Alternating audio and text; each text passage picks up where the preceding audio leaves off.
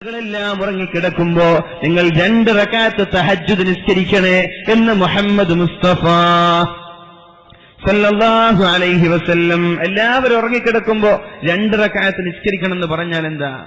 തഹജ്ജുദ് നിസ്കരിക്കുക. ജാതിയേരിയിൽ വാല കഴിഞ്ഞപ്പോ ഞാൻ പ്രിയപ്പെട്ട നസറുദ്ദീന്റെ വീട്ടിലേക്ക് ഞാൻ ചെന്നു. എല്ലാവരും വിഷമത്തോടെ, ഉപ്പയും ഉമ്മയും ഒക്കെ വിഷമത്തോടെ കാത്തിരിക്കും, എങ്ങനെയാണ് അവരെ ഫേസ് ചെയ്യുക എന്ന ഒരു പേടിയോടെയാണ് ഞാൻ വീട്ടിലേക്ക് പോയത്. ഏകദേശം 1 മണിയായിട്ടുണ്ട്. എനിക്ക് വിഷമമായി. പാവമില്ലെങ്കിലേ വിഷമമാണ്. ആ കുടുംബത്തെ ഇനിയും വേദനിപ്പിക്കണോ, എത്ര സമയം കാത്തു നിന്നിട്ട് എന്നൊക്കെ, എങ്ങനെ ഇവരെ ഫേസ് ചെയ്യും, എന്താണ് സംസാരിക്കേണ്ടത് എന്ന ഒരു വെപ്രാളത്തോടെ ഞാൻ വീട്ടിലേക്ക് പോയി. പക്ഷേ അവിടെയുള്ള ഉപ്പയും ഉമ്മയും നല്ല മനക്കരുത്തുള്ള ആളുകളാണ്. നല്ല മനക്കരുത്തുള്ള ഉപ്പയും ഉമ്മയും. അല്ലാഹു അവർക്ക് സ്വർഗം നൽകട്ടെ. എന്നെ പുഞ്ചിരിച്ചുകൊണ്ട് കൈനീട്ടി സ്വീകരിച്ചു. ഉപ്പ പറയാൻ, ഉസ്താദേ, എന്റെ മകൻ തഹജ്ജുദ് നിസ്കാരം ഒഴിവാക്കാറില്ല. ഉസല്ലൂ ബില്ലൈൽ വന്നാസു നിയാം. ജനങ്ങളെല്ലാം ഉറങ്ങിക്കിടക്കുമ്പോ നിങ്ങൾ 2 റക്അത്ത് തഹജ്ജുദ് നിസ്കരിക്കുക. എന്റെ പ്രിയപ്പെട്ട ചെറുപ്പക്കാരോട് എനിക്ക് പറയാനുള്ളത്, നാളെ ഒരു വിഷയവുമായിട്ട് നമ്മൾക്ക് ചർച്ച ചെയ്യേണ്ടതാണ്. എന്നാലും ഇങ്ങനെ തഹജ്ജുദിന്റെ വിഷയം വന്നപ്പോ ഞാൻ പറഞ്ഞതാണ്. എന്റെ പ്രിയപ്പെട്ട ചെറുപ്പക്കാർ, ഏത് നിമിഷത്തിലാണ് നമ്മളൊക്കെ മരിച്ചു പോവുക എന്ന് പറയാൻ പറ്റൂല. പക്ഷേ നമ്മൾ മരിക്കുന്ന സമയത്ത് നമ്മളെ കുറിച്ച് നല്ലത് പറയിപ്പിക്കാൻ നമ്മൾക്ക് സാധിക്കണം. അവിടെ ചെന്നപ്പോ, വേളത്ത് ചെന്നപ്പോ, നസറുദ്ദീൻ എന്ന് പറയുന്ന ചെറുപ്പക്കാരനെ കുറിച്ച് നല്ലതല്ലാതെ ഒരാൾക്കും പറയാനില്ല. തഹജ്ജുദ് നിസ്കരിക്കുന്ന ചെറുപ്പക്കാരൻ, എല്ലാവർക്കും നല്ല അഭിപ്രായം. ജമാഅത്തിന് കൃത്യമായി പോകുന്ന ചെറുപ്പക്കാരൻ. ഉപ്പയ്ക്ക് സമാധാനവും അത് തന്നെ. നാളെ എന്റെ സംരക്ഷകനായി ഈ മകൻ വരുമെന്നൊരു പ്രതീക്ഷയാണ്. അതാണ് ആ ഉപ്പയ്ക്ക് മനക്കരുത്ത് നൽകിയത്. അതാണ് ആ ഉമ്മയ്ക്ക് മനക്കരുത്ത് നൽകിയത്. പൊതുവെ ഉമ്മമാർ മനക്കരുത്തുള്ള ആളല്ല. ഉമ്മ പോലും സുസ്മേരവദനയായി സന്തോഷത്തോടെ, വല്ലാത്ത മനക്കരുത്തോടെ നിൽക്കുന്നത് കണ്ടപ്പോ ഞാൻ അത്ഭുതപ്പെട്ടിട്ടുണ്ട്. അല്ലാഹുവിന്റെ ഹബീബായ റസൂലുള്ളാഹി സ്വല്ലല്ലാഹു അലൈഹി വസല്ലം പറഞ്ഞു, ഒരു കുട്ടിയെ അല്ലാഹു റൂഹ് പിടിച്ചു കൊണ്ടുപോയാൽ, ഒരു കുട്ടി മരിച്ചുപോയാൽ, അല്ലാഹുവിന്റെ മാലാഖമാരോട് അല്ലാഹു ചോദിക്കും, അഖബൽതും സമറത ഫുആദി, അവന്റെ കരളിന്റെ കഷ്ണമായ മകന്റെ റൂഹ് നിങ്ങൾ പിടിച്ചോ എന്ന് മലക്കുകൾ പറയും. അതേ അല്ലാഹ്, അവന്റെ കരളിന്റെ കഷ്ണമായ മകന്റെ റൂഹ് ഞാൻ പിടിച്ചു എന്ന്. അപ്പോഴാണ് അല്ലാഹു ചോദിക്കുന്നത്, എന്താണ് അവന്റെ ഉപ്പ ചെയ്തത്, എന്താണ് അവന്റെ ഉമ്മ ചെയ്തത്? ആ നസറുദ്ദീൻ എന്ന് പറയുന്ന ചെറുപ്പക്കാരൻ മരിച്ചു എന്ന വാർത്ത കേട്ടപ്പോ അദ്ദേഹത്തിന്റെ മാതാപിതാക്കൾ എന്താണ് ചെയ്തത് എന്ന് അല്ലാഹു മലക്കുകളോട് ചോദിക്കുകയാണ്.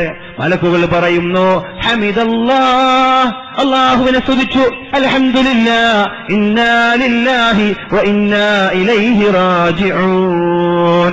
ഞങ്ങളും അല്ലാഹുവിലേക്ക് മടങ്ങേണ്ടവരല്ലേ, ഇത് അല്ലാഹുവിന്റെ ഖളാ അല്ലേ എന്ന് പറഞ്ഞിട്ട് സമാധാനിച്ചു. കരയുന്നത് സ്വാഭാവികമാണ്. കണ്ണിൽ നിന്ന് കണ്ണുനീര് വരുന്നതെന്നും ക്ഷമയ്ക്കെതിരല്ല. എന്നാൽ ക്ഷമിക്കാനും മനക്കരുത്ത്, മറ്റുള്ളവരോട് വേവലാതി പറയാതെ, കരഞ്ഞ് തളരാതെ, അവിടെ ശരീരമാസകലം മുടിയും ആകെ പരത്തിയിട്ട് വിടർത്തിയിട്ട് ഒച്ചവെക്കാതെ മനക്കരുത്തോടുകൂടി തന്റെ മരണത്തെ സ്വീകരിച്ച ആ മാതാപിതാക്കൾക്ക് വേണ്ടി സ്വർഗത്തിലൊരു മനോഹരമായ വീട് നിർമ്മിക്കണമെന്ന് അല്ലാഹു മലക്കുകളോട് പറയുമെന്ന് പരിശുദ്ധ റസൂലുള്ളാഹി സ്വല്ലല്ലാഹു അലൈഹി വസല്ലം. എന്നിട്ട് അല്ലാഹു പറയുന്നു, ഫസമ്മൂഹു ബൈത്തുൽ ഹംദി, ആ വീട്ടിന് സ്തുതിയുടെ വീട് എന്ന് പേരിടണേ. മൻസിൽ എന്ന് നമ്മൾ പറയൂലേ, ബിസ്മില്ലാ മൻസിൽ എന്നൊക്കെ, അതേപോലെ സ്തുതി മൻസിൽ, ഹംദ് മൻസിൽ, സ്തുതിയുടെ വീട് എന്ന പേര് ആ വീടിന് വെക്കണം. ഇത് ഈ കുട്ടിയുടെ ഉമ്മയ്ക്കും ഉപ്പയ്ക്കും നൽകണം എന്ന് അല്ലാഹു മലക്കിനോട് പറയുമെന്ന് പരിശുദ്ധ റസൂലുള്ളാഹി. അങ്ങനെയുള്ള വീട് ആ ചെറുപ്പക്കാരന്റെ മാതാപിതാക്കൾക്ക് നൽകി അല്ലാഹു അനുഗ്രഹിക്കട്ടെ.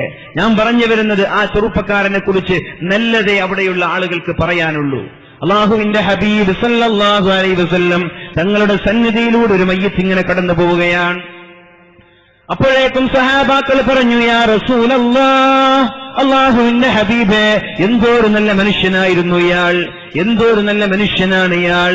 അപ്പോഴാണ് അല്ലാഹുവിന്റെ ഹബീബ് പറഞ്ഞത്, വജബത്. സഹാബാക്കൾക്ക് മനസ്സിലായില്ല എന്താണ് അല്ലാഹുവിന്റെ ഹബീബ് ഉദ്ദേശിച്ചത് എന്ന്. പിന്നെ ഒരുപാട് ദിവസം കഴിഞ്ഞപ്പോ മറ്റൊരു മയ്യിത്തും കൂടി അല്ലാഹുവിന്റെ ഹബീബിന്റെ മുന്നിലൂടെ കൊണ്ടുപോകപ്പെട്ടു. സ്വഹാബാക്കൾ പറഞ്ഞു, യാ റസൂലല്ലാഹ്, ആ മനുഷ്യൻ ചീത്ത മനുഷ്യനാണ്, മോശപ്പെട്ട വികൃതമായ സ്വഭാവമുള്ള മനുഷ്യനാണ്, അവന്റെ സ്വഭാവം തീരെ പോരാ എന്ന് അല്ലാഹുവിന്റെ ഹബീബിനോട് പറഞ്ഞപ്പോഴാണ് റസൂലുള്ളാഹി തങ്ങൾ പറഞ്ഞത്, വജബത്, അയാൾക്കും നിർബന്ധമായി. സ്വഹാബാക്കൾ ചോദിച്ചു, യാ റസൂലല്ലാഹ്, എന്താണ് നിങ്ങൾ വജബത്ത് എന്ന് പറഞ്ഞത്? അന്നും പറഞ്ഞു ഇന്നും പറഞ്ഞു, എന്താണ് അതിന്റെ അർത്ഥമെന്ന് ചോദിച്ചു.